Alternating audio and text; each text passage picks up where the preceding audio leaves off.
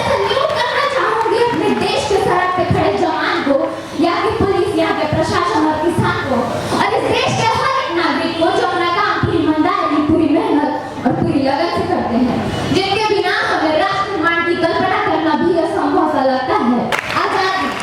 आजादी का मतलब वही समझ सकता है जिसने कभी गुलामी की हो। हम सौभाग्यशाली हैं कि हमने स्वतंत्र भारत में जन्म लिया। युद्ध आजादी की लड़ाई 1857 में जल चुकी थी, जो बरसाल बनकर 1947 में हमारे देश को आजाद करवाई। प्राचीन, मध्यकालीन और वर्तमान भारत के उदाहरणों से स्पष्ट करना चाहूंगी कि जब हम फिरंगियों के फेरों में फंस गए थे, तब रणदे बसंती चोला की एक आवाज पर टोलों के टोले उमड़ाते थे और उनके एक वंदे मातरम के खून में आने वाला 5-5 डिग्री का तूफान अंग्रेजी शासकों की जड़ों में तूफान ला देता था।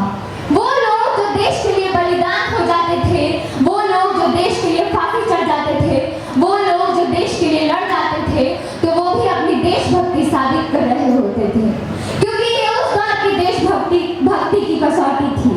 उसके बाद 1962, 1965 और 1971 के युद्धों में अपना सुहाग गवा देने वाली औरतें जब उनके घर के हालात ही हो जाया करते थे, प्यार भी भरपूर गया, मांग का सिंदूर गया, नन्हे रानी हालों की लंगोटियां चली गई, छोटी छोटी बेटियों की चोटियां चली गई, बाप की कमाई गई, भाई की पढ़ाई गई, बाप की कमाई गई, भाई की पढ़ाई गई। ऐसा एक विस्फोट हुआ, पता ही नहीं चला, जिस्म की कई बोटियां चली गई, जिस्म की कई बोटियां चली गई। और आपके लिए तो केवल एक इंसान मरा है, आपके लिए तो केवल एक इंसान मरा है, पर उनके घर की तो रोटियां चली गई, पर उनके घर की तो रोटियां चली गई। वाले हालात पैदा हो जाने के बावजूद एक माँ अपने बेटे को सरहद पे दुश्मनों की धज्जियां उड़ाने के लिए भेज देती है और उन्हें पत्र लिखकर कहती है कि अम्मा ने पत्र लिखा है बड़े ही चाव से, पुत्र मेरे ना घबरा जाना दुश्मन के प्रहार से, और 1 इंच भी पीछे मत हटना, 1 इंच भी पीछे मत हटना, चाहे इंच इंच कट जाना, चाहे इंच इंच कट जाना। इस तरह पूरा परिवार अपनी देशभक्ति साबित कर रहा होता था। तब देश बलिदान मांगता था, तब देश लड़ जाने को कहता था, तब देश फांसी चढ़ जाने को कहता था। किंतु आज देश लड़ जाने को नहीं कहता, आज देश फांसी चढ़ जाने को नहीं कहता, बल्कि मेरे विचारों में जो व्यक्ति अपना काम पूरी मेहनत, पूरी ईमानदारी और पूरी लगन से करते हैं, उनसे बड़ा कोई देशभक्त नहीं होता। मैं नहीं मानती कि व्हाट्सएप और फेसबुक की डीपी को 3 रंग में रंगना ही देशभक्ति है। और अगर आप ये कहेंगे साल में 2 बार हाथ में तिरंगा ले लेना देशभक्ति है, तो मैं पूछना चाहूंगी, फुटपाथ पे वो बच्चा नंगे पांव ट्रैफिक की छांव में जब तिरंगा बेच रहा होता है, तो क्या आप उसकी देशभक्ति कहेंगे? जी नहीं, ये उसकी देशभक्ति नहीं, उसकी पेट की भूख की शक्ति है जो उसे ऐसा करने पे मजबूर करती है। ना मंदिर को जानते हैं, ना शिवालय को जानते हैं, ना मंदिर को जानते हैं, ना शिवालय को जानते हैं। जो पेट में भूखे होते हैं वो सिर्फ भोजन के निवालों को जानते हैं, वो सिर्फ भोजन के निवालों को जानते हैं।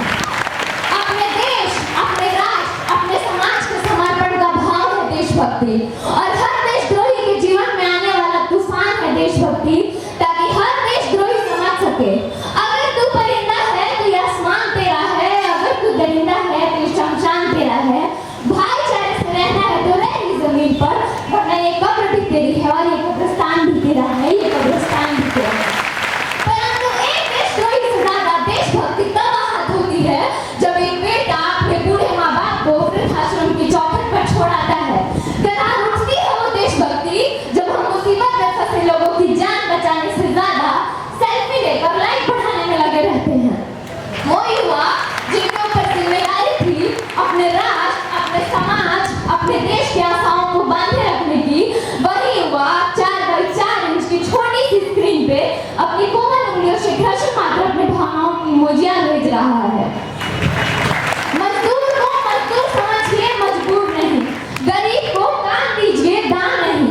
और अगर दान देने के इच्छुक हैं, और अगर दान देने के इच्छुक हैं तो जीते जी रक्त दान दीजिए और मरते समय अंग दान देकर किसी मरते हुए को जीवन दान दीजिए। यही सबसे बड़ी देशभक्ति और यही सबसे बड़ा राष्ट्र प्रेम है। परंतु एक विचारित बीमारी हमारे समाज में मुझे नजर आती है, जिस कहा जाता है हम विश्व के सबसे बड़े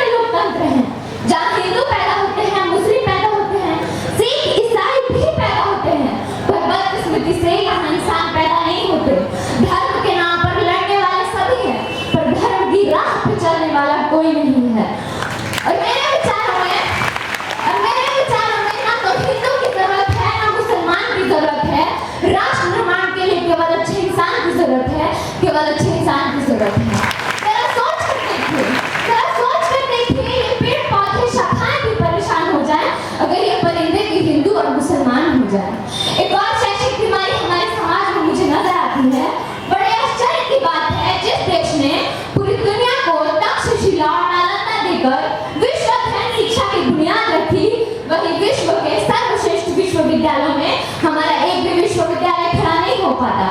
एक और हमारे पास IIT, IIM और NIT जैसे शिक्षा संस्थान हैं, वहीं दूसरी ओर देश के गरीबों को बेरोजगारी की जमात में खड़ा करके उनके हाथ में सर्व शिक्षा अभियान का झूठा पकड़ा दिया जाता है।